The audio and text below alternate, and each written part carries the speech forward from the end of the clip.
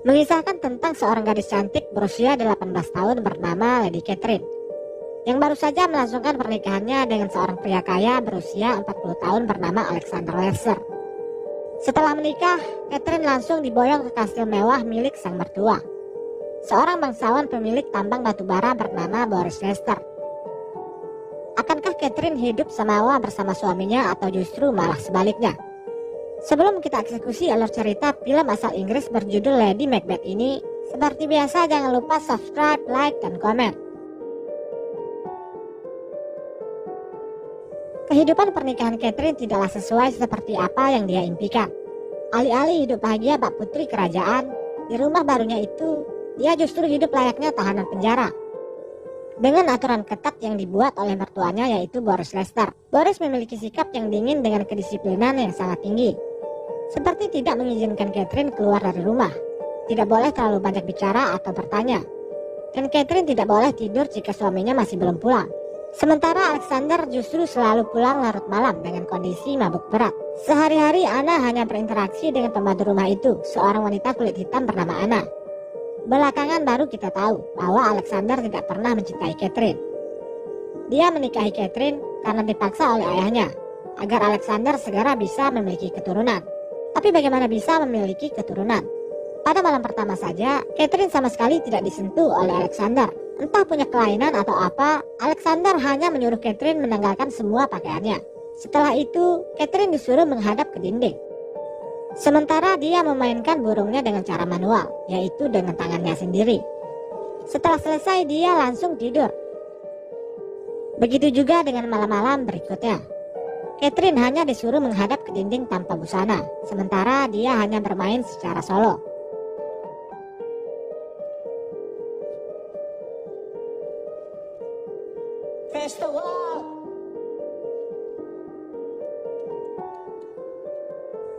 Catherine yang kebingungan dan tidak tahu harus bagaimana, hanya mengikuti saja apa yang diperintahkan oleh suaminya. Pada suatu hari Alexander mendadak harus pergi keluar kota, karena ada ledakan pada salah satu tambang batubara mereka. Setelah Alexander pergi, Boris mewanti-wanti kepada Catherine agar tidak perlu keluar dari rumah dan tidak boleh melakukan apa-apa. Boris bilang, simpan saja tenagamu untuk melayani suamimu dengan baik saat dia pulang nanti.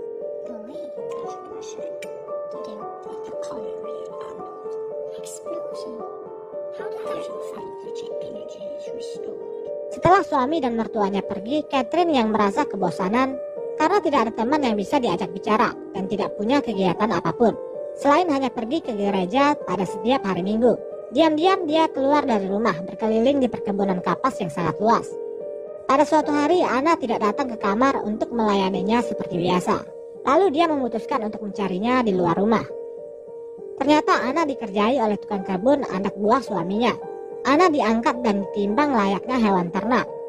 Melihat itu Catherine marah dan memerintahkan para tukang kebun itu untuk menuruni Anna.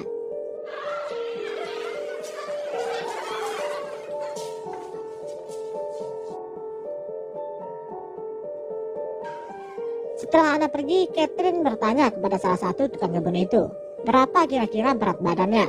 Si tukang kebun itu lalu mengangkatnya secara paksa untuk ditimbang. Catherine sangat terkejut dengan ketidaksopanan pria itu. Dia merasa tidak dihormati sebagai istri dari bosnya. Catherine terlihat kesal dan menyuruh para tukang kebun itu untuk kembali bekerja.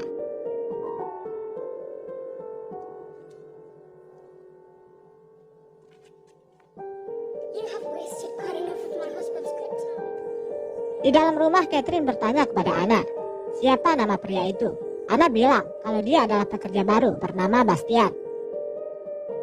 Catherine tampaknya sudah mulai penasaran dengan Bastian, pria yang 100% berbeda dengan sikap suaminya yang dingin.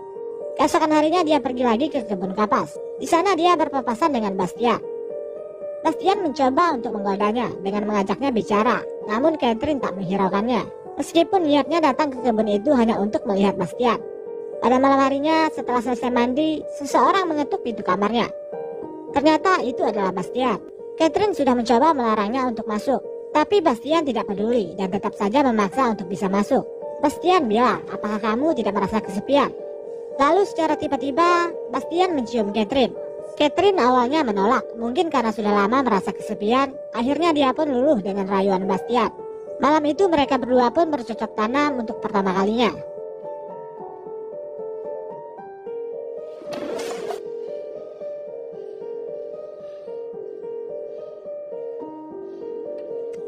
Keesokan paginya melihat Catherine tidur tanpa pakaian, Anna tampaknya sudah mulai curiga bahwa ada yang tidak beres. Catherine yang tadinya pemurung berubah menjadi ceria. Setiap hari secara diam-diam Catherine dan Bastian bermantap-mantap setiap ada kesempatan. Dia pun sudah jarang pergi ke gereja, hingga membuat seorang pastor kepercayaan keluarga Lester datang mengunjunginya untuk menanyakan hal itu. Rupanya diam-diam Anna memberitahu si pastor kalau Catherine menyelinap keluar rumah diam-diam tanpa sepengetahuan suaminya. Catherine tampak kesal dengan pengaduan Anna itu. Suatu hari Anna melihat Bastian menyelinap masuk ke kamar Catherine. Dari lubang pintu kamar, Anna menyaksikan sendiri mereka berdua sedang berhubungan intim. Saat sedang mencari jamur di hutan, Bastian menghampiri Anna. Anna seolah ingin mengingatkan Bastian akan hubungan terlarangnya dengan Catherine. Anna bilang, jika Tuan Boris tahu apa yang terjadi, ini bisa jadi masalah besar. Bastian justru balik bertanya, memang apa yang telah terjadi? Seolah mengancam Anna untuk tidak buka mulut. Anna tampak ketakutan dan memilih untuk diam. Tak lama kemudian Boris Lester pulang. Dia menanyakan kepada Catherine tentang kabar suaminya. Apakah dia sudah pulang? Tapi Catherine justru malah balik bertanya, bukankah kau yang menyembunyikan suamiku? Boris marah mendengar jawaban tidak sopan Catherine. Catherine sengaja menghabiskan minuman Amer milik Boris, hingga Anna yang dapat getahnya. Sebagai balasan dari Catherine kepada Anna, karena dia telah mulai ikut campur akan hubungannya dengan Bastian. Boris mengira kalau Anna lah yang telah meminum semua Amernya. Lalu Boris menghukum Anna dengan menyuruhnya merangkak seperti hewan.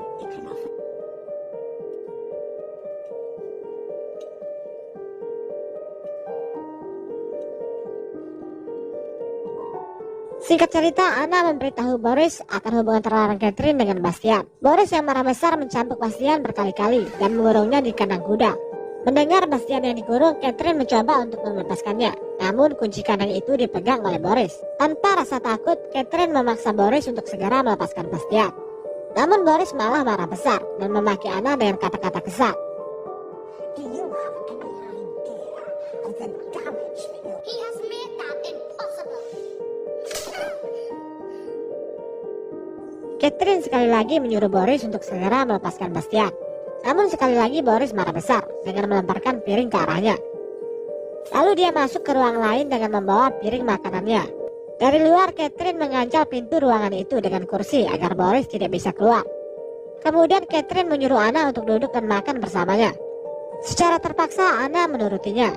Dari dalam ruangan terdengar Boris sedang meraung minta tolong karena kesakitan. Rupanya minuman Boris telah diracuni oleh Catherine dengan bahan jamur yang dicari oleh Anna. Anna mencoba membuka pintu itu untuk menolongnya, tapi Catherine melarang. Setelah Boris tewas, Catherine lalu menyuruh Anna untuk memanggil dokter. Sementara itu dia mengambil kunci dari Boris untuk melepaskan Bastian. Setelah jasad Boris diperiksa, dokter bilang kalau Boris tewas karena penyakit lambung yang dideritanya. Anna yang menyaksikan kejadian itu tiba-tiba menjadi bisu karena shock. Mulai hari itu dia tidak bisa lagi berbicara sepatah kata pun. Catherine mendapat surat dari Alexander bahwa dia tidak bisa pulang ke pemakaman ayahnya. Dia meminta Catherine yang mengurus semuanya. Mulai hari itu Catherine membawa Bastian masuk ke rumah. Status Bastian berubah dari seorang tukang kebun menjadi tuan rumah. Singkat cerita, pada malam harinya saat sedang tidur, Catherine menyadari kalau suaminya sudah pulang. Dia pun buru-buru membangunkan Bastian dan menyuruhnya bersembunyi. Bastian ketakutan bukan kepalang, sementara Catherine malah mentertawainya. Tidak ada kekhawatiran sama sekali di wajahnya dengan kepulangan suaminya itu.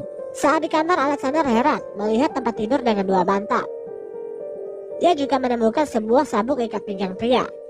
Catherine berdalih dan bilang, sabuk itu aku temukan di ladang, sementara bantal ini aku sediakan jika saja kamu pulang secara mendadak. Lalu Catherine menyiapkan teh untuknya.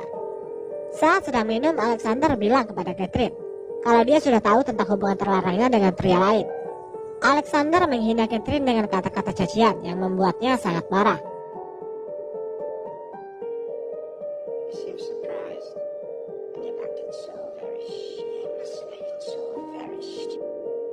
Lalu Lalu dia membawa masuk Bastian dan mencoba untuk bermantap-mantap di depan Alexander. Alexander yang melihat itu menjadi naik pitam dan langsung menyerang Catherine dan Bastian.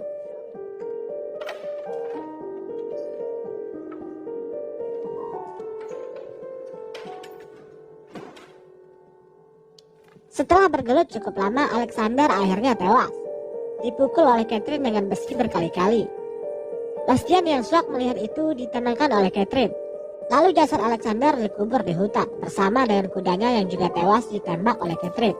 Esok harinya mereka berperilaku seolah-olah tidak terjadi apa-apa. Singkat cerita, datanglah seorang perempuan berkulit hitam bernama Agnes, membawa seorang anak kecil bernama Teddy yang merupakan cucunya.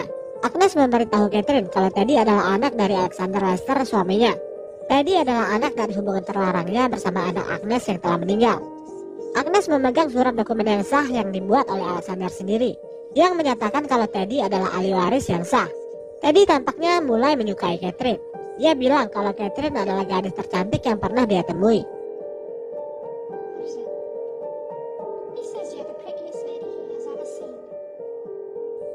Secara terpaksa, Catherine menerima Agnes untuk tinggal bersamanya untuk menjaga Teddy sampai dia berusia 18 tahun.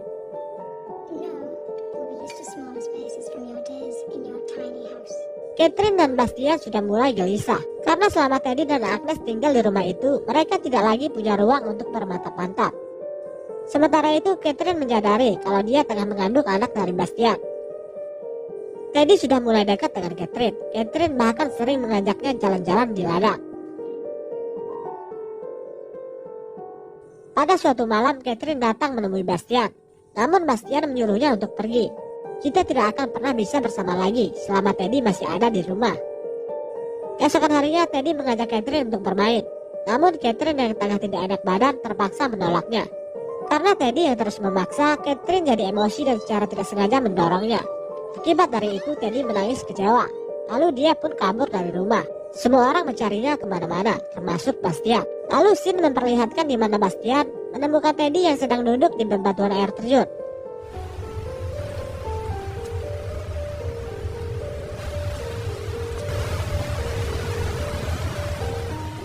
Lalu scene berpindah lagi di mana Bastian membawa pulang Teddy yang dalam keadaan lemas. Agnes yang melihat orang asing masuk ke rumah dan memegang cucunya marah-marah kepada Bastian lalu mengusirnya keluar. Melihat itu, Catherine tampaknya tidak suka melihat kekasihnya dibentak-bentak oleh Agnes.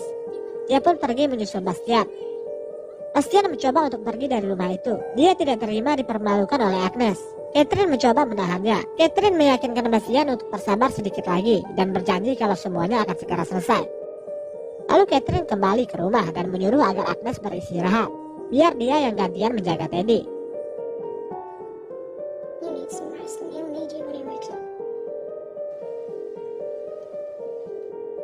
Lalu menyuruh Bastian untuk masuk. Kemudian Catherine membekap kepala Teddy dengan bantal. Sementara itu Bastian membantu memegang kakinya, dan Teddy pun tewas karena kehabisan napas. Bastian merasa ketakutan dengan apa yang baru saja mereka lakukan. Namun sekali lagi Catherine menenangkannya dan menyuruhnya untuk keluar. Di hutan, Bastian menangis karena menyesal telah menewaskan Teddy.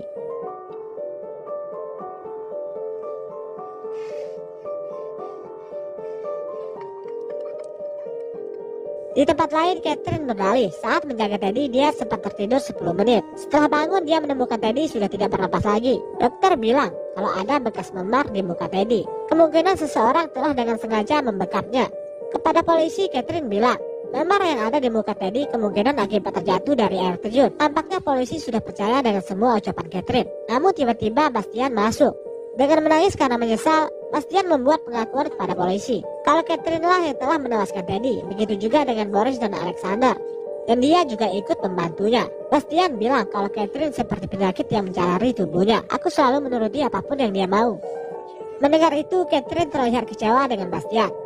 Dia membantah keras semua tuduhan Bastian dan balik menudingnya bahwa Bastian lah yang telah menewaskan Teddy atas motif dendam karena tersinggung lantaran diusir oleh Agnes. Begitu juga dengan Boris yang diracun dari jamur yang dicari sendiri oleh Anna di hutan. Catherine bilang Anna dan Bastian sengaja menewaskan Boris dan Alexander karena takut hubungan terlarang mereka berdua terbongkar. Anna yang bisu tidak bisa memberikan kesaksian apa-apa. Sehingga polisi lebih mempercayai keterangan dari Catherine yang merupakan seorang bangsawan yang tidak mungkin melakukan perbuatan tidak terpuji. Di akhir cerita, Bastian dan Anna dihukum mati. Sementara Catherine tetap tinggal di rumah itu sendirian dalam keadaan kesepian sepanjang hidupnya. Lalu film pun berakhir.